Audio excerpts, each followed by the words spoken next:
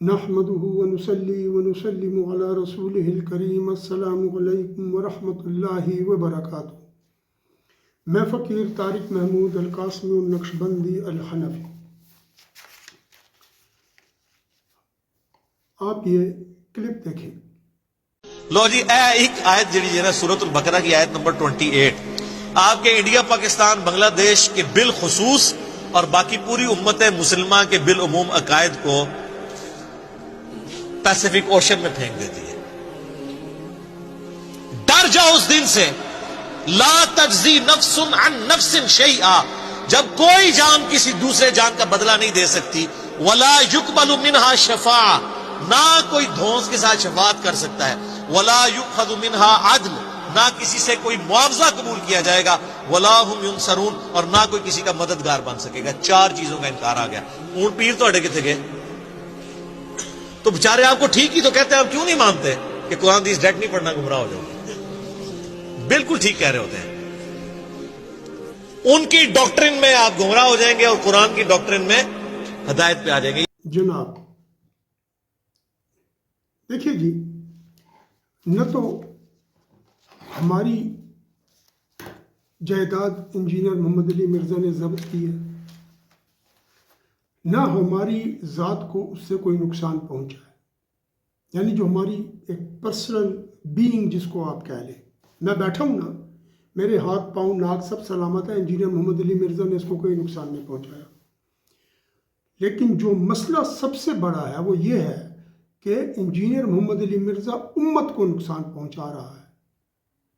Engineer محمد علی مرزا اللہ کے دین کو نقصان پہنچا رہا ہے، نبی علیہ السلام اور قرآن کی جو تعلیمات ہیں ان کو نقصان پہنچا رہا ہے، اور اس طریقے سے وہ بہت سارے لوگوں کو گمراہ کر رہا ہے۔ اب یہ جو اس نے آیت نمبر پڑھی ہے، آپ یقین کیجئے یہ آیت کا نمبر اس نے غلط بتایا ہے۔ یہ آیت نمبر 28 نہیں ہے، یہ آیت نمبر 48 ہے سورۃ البقرہ کی، اور یہی آیت پھر دوسری جگہ پر سورۃ البقرہ میں آیت نمبر 123 نمبر سے یہ اللہ تعالیٰ نے وہاں پر بھی بیان فرمائی ہے، لیکن اس کی ترتیب میں جو جس نے آیت پڑھی ہے اس سے تھوڑا فرق ہے، لیکن مفہوم اور معنی یہی ہے۔ اب فرماتے ہیں جی کہ لو جی یہ ایک آیت ہے نا جی سورۃ البقرہ آیت نمبر 28، انڈیا پاکستان بنگلہ دیش بالخصوص اور باقی امت مسلمہ بالعموم کے عقائد پیسیفک اوشین میں پھینک دیتی ہے۔ آپ نے کلپ سن لیا نا، یہ جھوٹ ہے، یہ جھوٹ ہے۔ انجینئر محمد علی مرزا یہاں پر ایک گمراہی پھیلا رہا ہے۔ میں اس کو واضح کروں گا قرآن مجید کی ایک آیت کریمہ سے، اور اس کا جو دوسرا پارٹ ہے نا اس کی اسی کلپ کا، یہ کلپ میں نے نہیں کاٹا ہے، یہ اسی طرح پڑا ہوا ہے مارکیٹ میں۔ یعنی مارکیٹ سے مراد یوٹیوب کی جو مارکیٹ ہے، جو گمراہی پھیلانے والی مارکیٹ ہے۔ یوٹیوب میں دو قسم کی مارکیٹ چل رہی ہے دین کے حوالے سے، ایک وہ جو دین میں گمراہی پھیلا رہی ہے، اور نبی علیہ السلام کے دور کی جو انٹرپریٹیشنز ہیں ان کو مس انٹرپریٹ کر رہی ہے اور مس کوٹ کر رہی ہے، اور جو اس کا کانٹیکسٹ ہے اس کو بھی غلط طریقے سے پیش کر رہی ہے۔ اور دوسری وہ مارکیٹ ہے جس میں کم لوگ ہیں لیکن وہ حق پرست ہیں، وہ اسی کانٹیکسٹ میں اور اسی جو ایک جس کو آپ دھارا کہتے ہیں نا، جو ایک اسموتھ طریقے سے دریا کا ایک فلو ہوتا ہے، اس فلو میں چل رہی ہے۔ اچھا، اب یہاں پر پہلا جواب میں نے آپ کو دیا کہ یہ غلط ہے، یہ جو اس نے بات کہی ہے یہ غلط ہے۔ اور دوسری بات اس سے کرتے ہیں کہ ڈر جاؤ اس دن سے، ڈر جاؤ اس دن سے جب کوئی جان کسی دوسری جان کا بدلہ نہیں دے سکتی، اور نہ ہی کوئی دھونس کے ساتھ شفاعت کر سکتا ہے۔ یہ غلط ہے جی، دھونس کا لفظ نہیں آیا اس میں۔ اس آیت کریمہ میں جو آیت نمبر 48 ہے اس کے اندر دھونس کا لفظ نہیں آیا۔ یہ اس نے اپنی طرف سے ایک غلط تعبیر کی ہے اس کی، اور ایک غلط ترجمہ کیا ہے اس نے، اس لیے ہم آپ لوگوں کو منع کرتے ہیں۔ اچھا، اب آگے کیا کہہ رہا ہے؟ آگے کیا کہہ رہا ہے جی؟ آگے کہہ رہا ہے نہ کسی سے کوئی معاوضہ قبول کیا جائے گا اور نہ کوئی کسی کا مددگار بن سکے گا۔ 4 چیزوں کا انکار کیا گیا ہے۔ پھر تاڈے پیر کتنے گئے؟ ہاں، یہ وہ مقام ہے جہاں پر آ کر میں اب آپ کو شروع ہوں گا، تمام اس سب چیز کو میں الٹ کے رکھ دوں گا انشاءاللہ۔ تو بیچارے آپ کو ٹھیک ہی تو کہتے ہیں، تو کیوں نہیں مانتے کہ قرآن و حدیث ڈائریکٹ نہیں پڑھنا گمراہ ہو جاؤ گے؟ بالکل ٹھیک کہہ رہے ہوتے ہیں، ان کی ڈاکٹرن میں آپ گمراہ ہو جائیں گے اور قرآن کی ڈاکٹرن میں آپ ہدایت پہ آ جائیں گے۔ یہ غلط کہا ہے اس نے، ہماری کوئی ڈاکٹرن نہیں ہے۔ The Muslim is who must follow the doctrine of Quran and Hadith and must not create a doctrine or develop a doctrine or orchestrate a doctrine by himself or herself to betray the mu'mineen and muslimin and mu'minat and muslimat۔ کسی کو یہ اختیار نہیں دیا، نہ مجھے، even کہ نبی پاک صلی اللہ علیہ وسلم کو اللہ تعالیٰ نے اس بارے میں بہت ہدایات جاری فرمائی، اور نبی پاک صلی اللہ علیہ وسلم کو اس حوالے سے بہت زیادہ رب کریم نے وعظ و نصیحت فرمائی۔ نبی پاک صلی اللہ علیہ وسلم کی زندگی مبارک اللہ کی نافرمانی کا امر دیکھ کر، اور آپ صلی اللہ علیہ وسلم کی غصہ آ جاتا تھا آپ صلی اللہ علیہ وسلم کو، اور آپ کی پیشانی مبارک کی ایک رگ غصے میں پھڑکنے لگتی تھی، یعنی یہ نبی پاک صلی اللہ علیہ وسلم کا سٹینڈرڈ تھا۔ اچھا جی، اب آپ آئیں جی، میں اس پورے ڈاکٹرن کو الٹ رہا ہوں اب، اور اللہ تعالیٰ آپ کو سمجھنے کی توفیق عطا فرمائے۔ اس کلپ کا جو کانٹیکسٹ ہے اس میں 2 احادیث پیش کروں گا، ایک آیت پیش کروں گا۔ یہ کلپ جو ہے، اس کلپ کا دوسرا حصہ جو ہے نا، جس میں اس نے کچھ اور شودیاں اور بونگیاں ماری ہیں، وہ میں وہاں پر آپ کو بتاؤں گا۔ ایک چیز اور کلیئر کر دوں دوبارہ، انجینئر محمد علی مرزا نے نہ میرا باپ مارا ہے، نہ ماں ماری ہے، نہ میری جائیداد پہ قبضہ کیا ہے، نہ مجھے کوئی ذاتی نقصان پہنچایا ہے، بلکہ ہم کبھی بھی ایک دوسرے سے نہیں ملے، نہ وہ مجھ سے ملا ہے نہ میں اس سے ملا ہوں، نہ مجھے اس کی ذات سے کوئی غرض ہے اور نہ اس کو میری ذات سے کوئی غرض ہوگی، لیکن مسئلہ دین کا ہے، اس لیے ہمیں بولنا پڑتا ہے، اس لیے میں بول رہا ہوں، کیونکہ کل جب میں جاؤں گا، اگر میں علم دین حاصل نہ کرتا تو مجھے کوئی مسئلہ نہیں تھا، میں بچ جاتا۔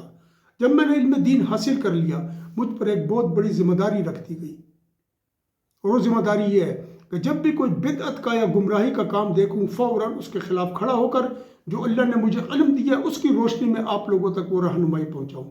تو اعوذ باللہ من الشیطان الرجیم، بسم اللہ الرحمن الرحیم۔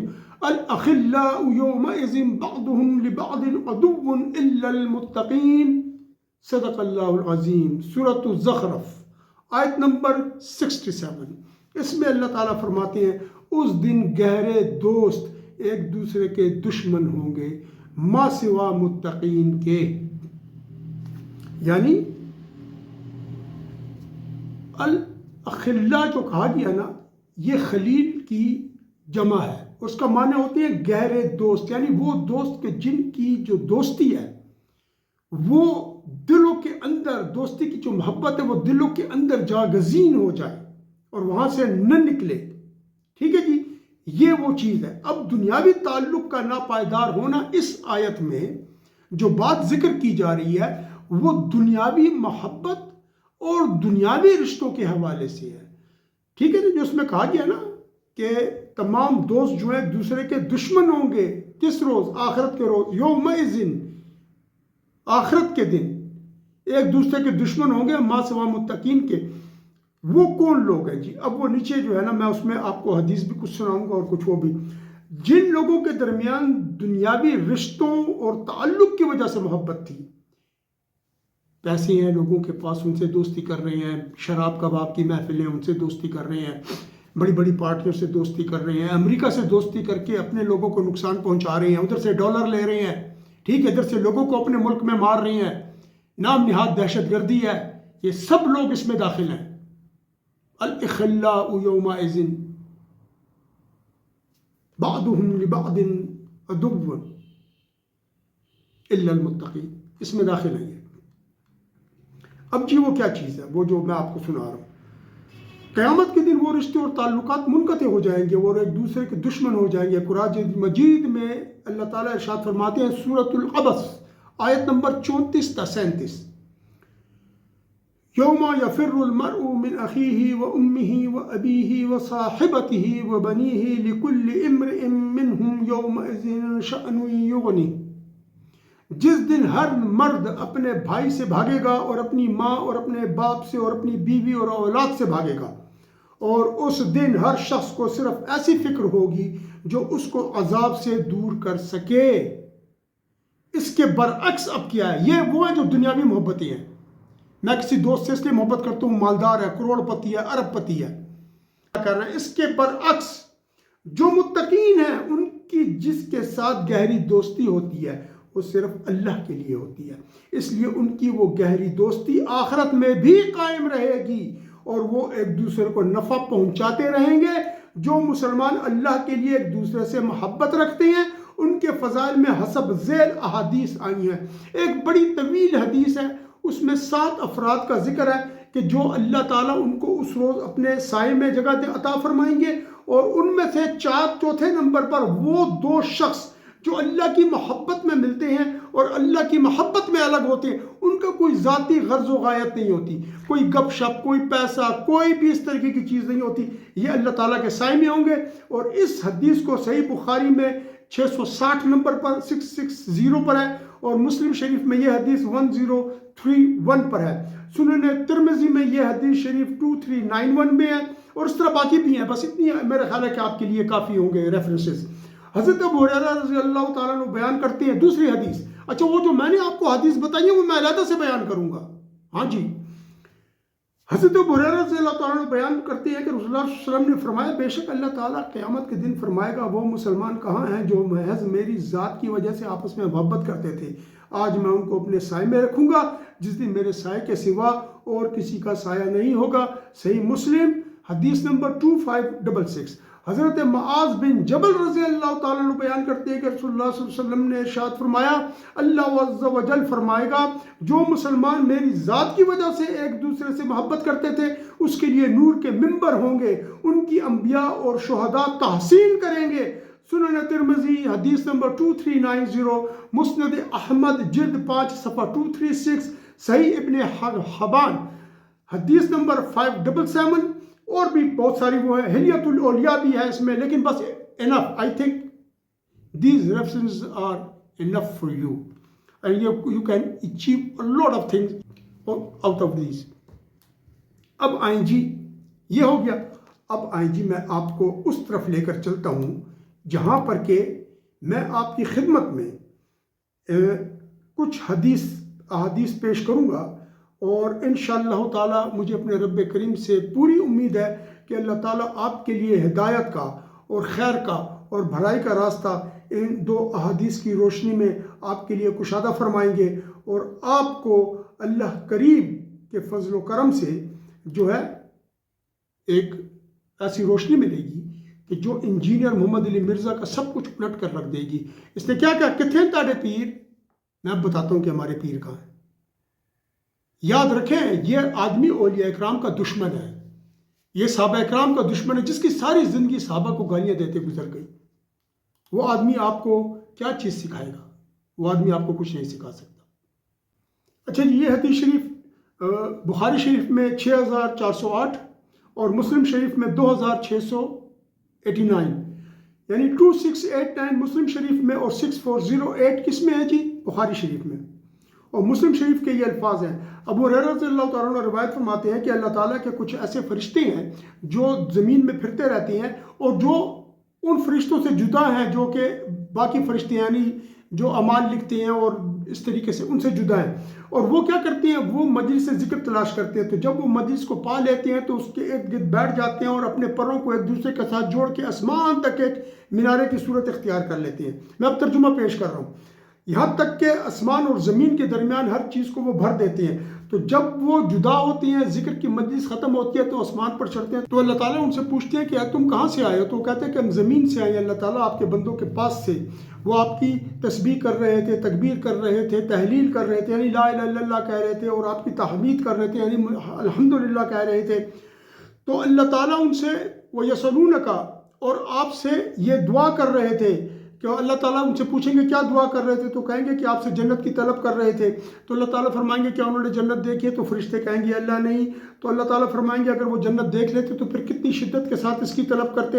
تو پھر وہ آگے فرماتے ہیں، دوبارہ فرشتے جو ہے تو عرض کرتے ہیں رب کریم کے حضور میں کہ اللہ وہ آپ سے پناہ مانگ رہے تھے، کس چیز سے؟ کہتے ہیں کہ وہ پناہ مانگ رہے تھے مجھ سے۔ اللہ تعالیٰ ان سے سوال کرتے ہیں تو وہ جواب دیتے ہیں اللہ آپ کی آگ سے، یعنی جہنم کی آگ سے پناہ مانگ رہے تھے۔ تو کہیں گے کہ انہوں نے میری آگ دیکھی، یعنی کہ انہوں نے جہنم کی آگ کو دیکھا ہے؟ تو فرشتے کہیں گے کہ نہیں اللہ کریم انہوں نے تو یہ نہیں دیکھا۔ تو اللہ تعالیٰ فرمائیں گے کہ اگر کہ وہ میری اس دوزخ کی آگ کو دیکھ لیتے تو پھر وہ فرشتے، مطلب اس کا یہ ہے کہ اگر وہ دوزخ کی آگ کو دیکھ لے تو کس طریقے سے پناہ مانگتے، کتنی شدت کے ساتھ پناہ مانگتے، اور کیسے جو ہے تو وہ ان چیزوں سے بچنے کی کوشش کرتے۔ وَيَسْتَغْفِرُونَكَ، اور یا اللہ وہ آپ سے مغفرت طلب کر رہے تھے۔ تو اللہ تعالیٰ فرماتے ہیں قد غفرت لہم فاعطیتہم ما سألوا، بس میں نے ان کو تحقیق کے ساتھ بخش دیا، اور جو انہوں نے مجھ سے سوالات کیے وہ میں نے عطا کر دیا ان کو، اور جو جس چیز سے انہوں نے مجھ سے پناہ مانگی میں نے ان کو اس سے پناہ دے دی۔ تو وہ فرشتے کہیں گے کہ اے ہمارے رب، ان میں ایک بندہ تھا خطاء، بہت خطا کار تھا، بہت خطا کار گناہ گار تھا، انما مر فجلس معهم، وہ تو وہاں سے گزر رہا تھا کہ ان کے پاس بیٹھ گیا، یعنی ان کا ہرگز کوئی ایسا کام نہیں تھا کہ وہ ذکر کے لیے آیا کچھ۔ تو اللہ تعالیٰ فرماتے ہیں وَلَهُ غَفَرْتُ، اس کو بھی میں نے بخش دیا۔ ہم القوم، یہ وہ قوم ہے لا یشق بہم جلیسہم، کہ ان کے ساتھ بیٹھنے والا بھی بدبخت نہیں ہوتا۔ ٹھیک ہے جی۔ اور کن لوگوں کے پاس بیٹھنے والے جو ذکر کر رہے تھے، یہ کون تھے؟ یہ اللہ کے اولیاء تھے، ان کی مجلس تھی اللہ کے ولیوں کی، وہ بیٹھے تھے، ادھر ذکر ہو رہا تھا۔ ایک بندہ جو ذکر کی غرض سے نہیں آیا، وہاں سے گزر رہا تھا، اس کا اپنا کوئی کام تھا، ان کو دیکھ کے تماشا دیکھنے کے لیے بیٹھ گیا کہ کیا ہو رہا ہے۔ اللہ تعالیٰ نے ان کی برکت سے اس کو بخش دیا۔ تو انجینئر محمد علی مرزا، اے نے ساڈے پیر، کتنے نے تاڈے پیر، اے نے ساڈے پیر، یہ ہمارے پیر بیٹھے ہیں۔ سمجھ آئی؟ میں انشاءاللہ لوگوں جو میری جان میں جان ہے اور ہمت ہے جو اللہ نے مجھے دی ہے، اور میرے اختیار میں صرف وما علینا الا البلاغ پہنچا دینا ہے، میں لوگوں کو کھلی نصیحت کرتا رہوں گا، اور باقی برکت دینے والا اور ہدایت دینے والا تو صرف میرا اللہ ہے۔ سمجھ آئی؟ تو اپنے کاموں پر اترا، میں اپنے کاموں پر صرف عاجزی کرتا ہوں۔ اچھا جی، پھر یہ تو آپ کو سمجھ میں آ گئی نا۔ اور حافظ ابن حجر اس بارے میں فرماتے ہیں کہ اس کے اندر اس بات کا ثبوت ہے کہ اللہ کا فضل کچھ اور چیز ہے۔ دیکھیں، اللہ کا فضل جو ہے وہ اس چیز سے ہٹ کر ہے کہ اللہ کسی کو اپنے سامنے کھڑا کر کے اس کے اعمال کا حساب کتاب کرے۔ نبی پاک صلی اللہ علیہ وسلم کی جو امت ہے اس کے 70,000 لوگ بغیر حساب کتاب جنت میں جائیں گے، اور ہر 1000 کے ساتھ 70,000 ہوں گے، اور ایک روایت میں 7 لاکھ آتا ہے مسلم شریف کی۔ یہ کون لوگ ہیں؟ یہ وہ لوگ ہیں جو فضلی ہیں، جن پر اللہ کا فضل ہوا ہے۔ آپ کیسے روکو گے؟ اس نے وَاتَّقُوا يَوْمًا لَا تَجْزِي نَفْسٌ عَن نَفْسٍ شَيْئًا، اس کا اس نے غلط ترجمہ کیا ہے، اس نے اس کی غلط انٹرپریٹیشن کی ہے، اور یہ لے کر آگے اس میں 4 چیزیں ہیں۔ یہ بنی اسرائیل کے لیے نازل ہوئی ہے۔ بنی اسرائیل اللہ تعالیٰ کی نافرمانیاں کرتے تھے، تو جو شخص بھی اللہ کی نافرمانی کرے گا، کس طریقے پر نافرمانی؟ شرک کرے گا، اللہ کے دین کو چھوڑے گا، پیغمبروں کو قتل کرے گا، اور ہر دوسرے پیغمبر کو قتل کرے گا اور بات نہیں مانے گا ان کی۔ ان لوگوں کے لیے یہ چیز اللہ تعالیٰ نے بیان فرمائی ہے کہ اس روز کچھ نہیں ہوگا، مسلمانوں کا یہ حال ہوگا، ان کی محبت بھی ہوگی، ان کی دوستی بھی ہوگی، اور ان سب کو کیا کیا جائے گا جی؟ ان سب کو بخش دیا جائے گا۔ دوسری حدیث شریف ہے مسلم شریف میں، وہ یہ ہے کہ ایک آدمی نے 99 قتل کیے، اور پھر تلاش کرنے لگا توبہ کے لیے، تو گیا تو کیا ہوا کہ لوگوں سے پوچھا کہ کوئی ہے جو مجھے توبہ کا راستہ بتایا. ایک آدمی نے اس کو بتایا، پتہ بتایا، کسی کو ادھر گیا تو اس سے کہا کہ جی ایک بندہ ہے، اس نے 99 قتل کیے ہیں تو اس کی توبہ ہے. اس نے کہا اس کی کوئی توبہ نہیں ہے. اس نے اس کو بھی مار دیا، 100 قتل پورے ہو گئے. پھر تلاش کرنے لگا ایسے عالم کو جو اس کو بتایا کہ کہاں جاؤں کہ میری توبہ قبول ہو. تو اس عالم کے پاس کسی نے اس کو راستہ بتایا، وہ گیا. یہ میں مفہوم پیش کر رہا ہوں، ٹھیک ہے جی، لفظ بلفظ ترجمہ نہیں کر رہا حدیث کا. حدیث مسلم شریف میں ہے، اس کا میں ریفرنس دے دوں گا آپ کو. تو جب ادھر گیا اس سے کہا اس فلاں عالم کے پاس چلو، وہ گیا اس کے پاس. اس سے کہا تیری توبہ کون نہیں ہے، کون تیری توبہ کے درمیان اور رب کے درمیان آ سکتا ہے. اس طرح کر یہاں سے نکل، فلاں بستی کے پاس جا، ادھر کچھ لوگ ہیں اللہ تعالیٰ کے، وہ بیٹھ کے اللہ کی عبادت کر رہے ہیں، ان کے ساتھ بیٹھ کے اللہ کی عبادت کر اور اپنی بستی میں واپس نہ آنا کہ یہ ظالموں کی بستی ہے. جب وہ چل پڑا تو کیا ہوا کہ جی اس کی موت کا وقت آ گیا اور اس کو اللہ تعالیٰ نے موت دے دی. وہاں پر فرشتے آئے، حساب عذاب کے بھی آگے اور نعمت کے بھی آگے. ان میں جھگڑا ہو گیا کہ جی یہ تو اللہ کی طرف جا رہا تھا، اس نے توبہ کر لی تھی، اس کا دل جو ہے تو اللہ کی طرف پلٹ چکا تھا، اور یہ جو ہے تو ہم اس کو جنت میں لے جائیں گے. تو انہوں نے کہا نہیں، اس نے تو کبھی زندگی میں کوئی بھلائی نہیں کی، 100 قتل کیے ہوئے، تم اس کو کیسے لے کر جا رہے ہو؟ چونکہ مفہوم ہے تو کچھ الفاظ میرے اپنے بھی بیچ میں ہوں گے. تو ایک فرشتہ آیا انسان کے روپ میں، تو اللہ اس کو انہوں نے اپنا کیا بنا لیا، فیصلہ کرنے والا بنا لیا. تو اس نے کہا زمین کو ناپو اور دیکھو کہ یہ کس کے قریب ہے. جب انہوں نے زمین ناپی تو یہ شخص جو قاتل تھا 100 افراد کا، یہ اس جگہ سے قریب نکلا جہاں پر وہ اللہ کے اولیاء عبادت کر رہے تھے. تو اللہ تعالیٰ کے ان فرشتوں کو حکم ہوا، جو جنت کے فرشتے تھے، وہ اس بندے کو اٹھا کر جنت میں لے گئے اور عذاب کے فرشتے خالی ہاتھ چلے گئے. دیکھیں ان لوگوں کے پاس کیوں بھیجا اس عالم نے کہ ان کے پاس جا کے توبہ کر اور ادھر عبادت کر؟ اس لیے کہ صحبت کا اثر ہوتا ہے. اور یہ ہے ہمارے پیر جن کے پاس ہم جا کر بیٹھتے ہیں تو ان کی صحبت میں ہمیں بھی اللہ تعالیٰ معاف کر دیتا ہے اگرچہ ہمارے جتنے بھی گناہ ہو، کیونکہ ان کے پاس بیٹھنے سے اللہ کا فضل ہمیں مل جاتا ہے اور ہم اس چیز سے نجات پاتے ہیں. ابھی یہ شخص پہنچا نہیں، راستے میں انتقال ہو گیا، لیکن کیا ہوا یہ کہ اللہ کی ذات کریمہ نے اس کو بخش دیا. اس لیے کہ مومن کی نیت اس کے عمل سے بہتر ہے. اس کی نیت 100% اللہ تعالیٰ کی طرف تھی، اور وہ ان لوگوں کے پاس اس لیے جا رہا تھا کہ اللہ تعالیٰ کی اطاعت کر کے اپنے گناہوں سے توبہ کر سکے. لہذا اللہ تعالیٰ نے اس کی مغفرت فرما دی اور اس کو جنت میں پہنچا دیا. کن لوگوں کی برکت سے؟ وہ جو بیٹھے ہوئے تھے عبادت کر رہے تھے، ابھی ان تک پہنچا نہیں تھا، اللہ نے اس کو بخش دیا. تو انجینئر محمد علی مرزا، ایک آیت 2 احادیث سے اس کا بیڑا غرق ہو گیا، سب کچھ ختم ہو گیا. اس کے پاس کچھ بھی نہیں رہا. اس کا کچھ اور حصہ بھی رہتا ہے اس کے اس میں نا، وہ میں انشاءاللہ تعالیٰ اگلی ویڈیو میں آپ کو بتا دوں گا. ابھی کافی لمبا ہو گیا یہ. لیکن انجینئر محمد علی مرزا نے جو بکواس کی تھی، جھوٹ بولا تھا، وہ میں نے بتا دیا. کوئی بحر الکاہل میں نہیں، بلکہ خود انجینئر محمد علی مرزا اپنے عقیدوں سمیت بحر الکاہل جو فلپائن کے پاس ہے، فلپائن کے پاس بحر الکاہل 35,000 فٹ گہرا ہے، وہاں پر انجینئر مرزا ڈوب گیا اپنے عقیدے کے ساتھ، اس بدبختانہ شیطانی عقیدے کے ساتھ. تو ایک آیت مبارک، اس کے نیچے 2 احادیث، اور پھر علیحدہ سے مسلم شریف کی 2 احادیث میں نے آپ کی خدمت میں پیش کی اور آپ کو بتایا کہ کس طرح مسلمان کی مدد کرتا ہے اور کس طرح مسلمان کے لیے. ابھی فیصلہ قیامت نہیں آئی. وہ شخص ذکر کرنے والوں کی مجلس میں بیٹھا تھا، اللہ نے اس کو بخش دیا، ابھی تو قیامت بھی قائم نہیں ہوئی. وہ دنیا میں بخش، اب وہ قبر میں جائے گا، عذاب قبر نہیں. جس روز وہ اٹھے گا وہ جنتی اٹھے گا، کیونکہ اللہ تعالیٰ نے بتا دیا کہ میں نے بخش دیا اس کو. تو اللہ تعالیٰ ایسے کتنے لوگوں کو ڈیلی بخشتے ہوں گے جو اولیاء اکرام کی مجلس میں جا کر بیٹھتی ہیں، اولیاء اکرام کی مجلس میں بیٹھ کے ذکر فکر کرتی ہیں. وہ جاتے ہی اس نیت سے کہ ہم ذکر سنیں، اولیاء اکرام کی گفتگو سنیں، وہ اولیاء اکرام کے چہروں کو دیکھیں. یہ کامیابی کا راستہ ہے. اللہ تعالیٰ ہمیں اور آپ کو اس کامیابی کے راستے پر گامزن رکھے اور استقامت عطا فرمائے، نبی علیہ السلام کا عشق و محبت عطا فرمائے.